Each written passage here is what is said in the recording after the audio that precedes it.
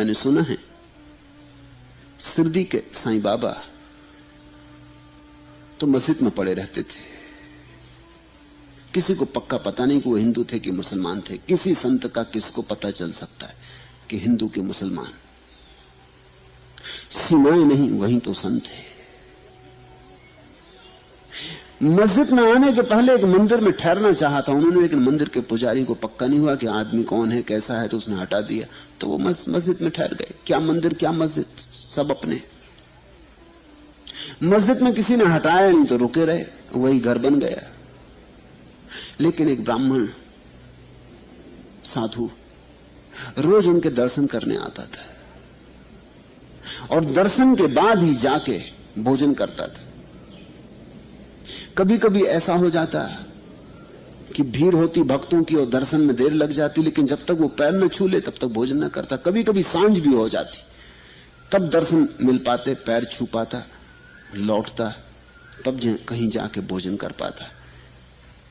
साईं बाबा ने एक दिन उसे कहा कि प्यारे, तू इतना परेशान ना हो, मैं वहीं आके तुझे दर्शन दे दूंगा।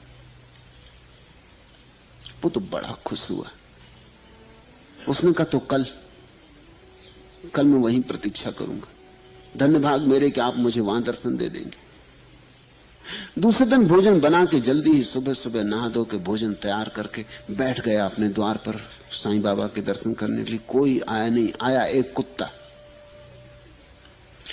और कुत्ता भीतर घुसने की कोशिश करने लगा और वो डंडा लेके उसको भगाने की कोशिश करने लगा कि कहीं ये सब अपवित्र ना कर दे, कहीं भोजन में मुंह ना लगा दे। और साईं बाबा भी आए नहीं। उसने 2-4 डंडे भी कुत्ते को जमा दिए। कुत्ता बड़ी कोशिश किया, डंडे खाने के बाद भी भीतर घुसने की कोशिश कर रहा था।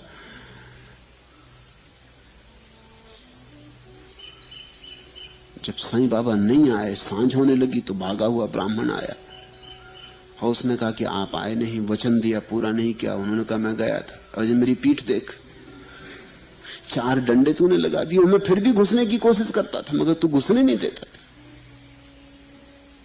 तब तो वो रोने लगा। तब उसे याद आया कि उसने गौर से नहीं देखा।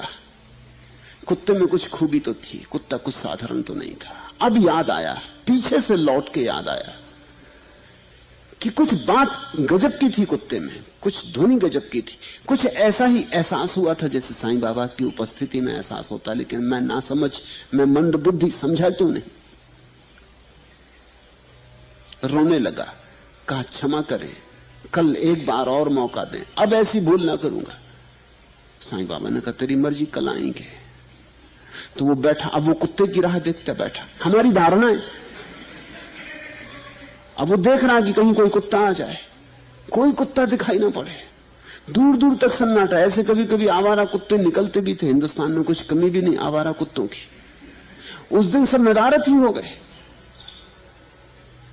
वो बैठा थाली सजाए कि आज कुत्ता आए तो थाली से लगा दूं, पहले कुत्ते को भोजन कराऊं फिर मैं करूं। कुत्ता नहीं आया सो नहीं आया। आया एक भिखारी, और वो भी कोढ़ी, और बड़ी दुर्गंध उससे आती थी। और वो चिल्लाया दूर से कि भाई रन्ना बाहर रहे, आगे जा। अभी हम दूसरे की प्रतीक्षा कर रहे, तू यहां खड़े ही मत हो। मगर फिर भी उसने घुसने की कोशिश की। तब तो वो नाराज हो गया ब्राह्मण। उसने कहा हम कहते हैं आगे जा, अंदर मत घुस, सिर फोड़ देंगे। अभी हम किसी और की प्रतीक्षा कर रहे हैं, अब सगुन मत कर। सांझ हो गई, साईं बाबा का पता नहीं, वो फिर पहुंचा। साईं बाबा ने कहा भाई तू न पहचानेगा, हम आए थे, तूने घुसने न दिया। उन्होंने कहा महाराज आप गलत कह रहे हैं। मैं बिल्कुल टकटकी लगा के देखता रहा। एक भिखारी जरूर आ गया था बीच में, उसको मैंने हटाया कि कहीं इसके बातचीत में और मैं चूक न जाऊं कि आप आए कुत्ते के रूप में और निकल जाएं और फिर चूक हो जाए। साईं बाबा ने कहा मैं उसी भिखारी के रूप में आया था। हम वही देखते हैं जो हमारी धारणा है, हम उतना ही देखते हैं जो हमारी धारणा है। अगर तुमने मान लिया कि ईश्वर नहीं है तो ईश्वर नहीं है, फिर ईश्वर लाख उपाय करे, नाचे तुम्हारे सामने आके, तुम कहोगे नहीं, तुम कुछ और देखोगे।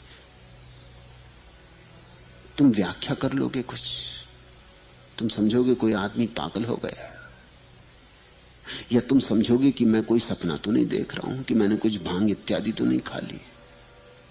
ये हो कैसे सकता है? अगर तुमने मान लिया है कि कभी नहीं होगा, तो कभी नहीं होगा। तुम मालिक हो, तुम्हारे विपरीत यहां कुछ भी नहीं हो सकता।